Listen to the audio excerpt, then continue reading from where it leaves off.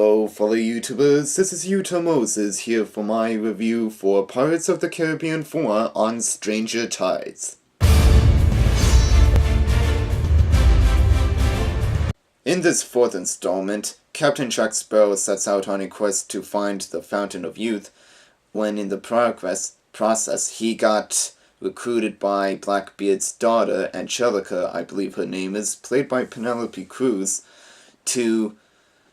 so that she and Blackbeard can try and find the Fountain of Youth with Jack Sparrow's assistance, while Captain Barbossa, now a captain of the British troops, sets out in the pursuit for revenge against Blackbeard for taking his leg, along with the Black Pearl, for some non-explicit reason.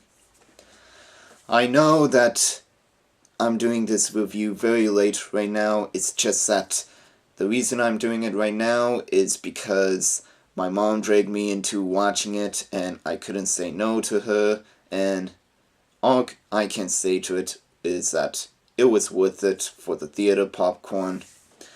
And I'm going to say right now that this isn't the best pirate movie in the series, but it's better than the third installment at World's End, at least. Johnny Depp was great as usual as Captain Jack Sparrow, and seeing his chemistry with Penelope Cruz's character was very watchable, although I find the character of Jack Sparrow to be a bit more darker in content. And I should warn you, I haven't a memory of me last wash. You might find my balls have the scent of vinegar fermenting in feta cheese. No! And when I say darker content, I mean he puts knives up to other people's throats and gets mad once in a while, like really mad. That's pretty much it I can label. And Geoffrey Rush as Captain Barbossa, I really liked him in the first movie. I was fine with him being good in the last movie, but seeing him become a British captain, I just can't take him seriously. I mean, look at him. Although there are two scenes that I really liked Barbossa in. One of them is when I discovered about his hobby for collecting poisonous toads, while the other is when he's sharing some rum in his hidden peg leg with Captain Jack. And Ian McShane as Blackbeard, he was good, but he wasn't as good a villain as Davy Jones or Barbossa was, and the only things that I liked about him was that he uses black magic with his ship, and he resurrected the dead. That's pretty much it.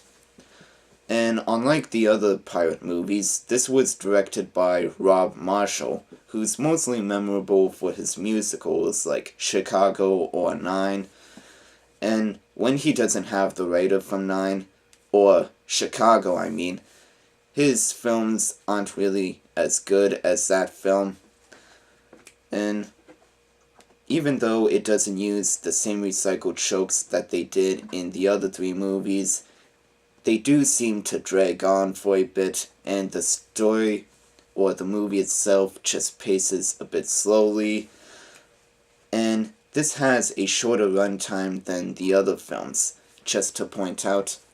Although, before I continue on, I just want to bring up that I really liked the scene with the mermaids, because even though they have been done with CG, they looked marvelous, and it was really action-packed when they started to attack the pirates during that part of the movie. And I'm glad that they didn't bring back Will Turner and Elizabeth Swann in this movie, because the story arc was done after At World's End, and if you're still wondering what happened with Will Turner at the end, then watch the secret ending to the third movie. So thus, there's no other reason to bring the two back for On Stranger Tides. Overall, the fourth movie was enjoyable during the first watch. I'm probably not going to own it on video when it comes out. I might just watch it on TV when it comes out that one day. And if you still enjoy the Pirate series as it is, then I suggest you grab your whiskey for this.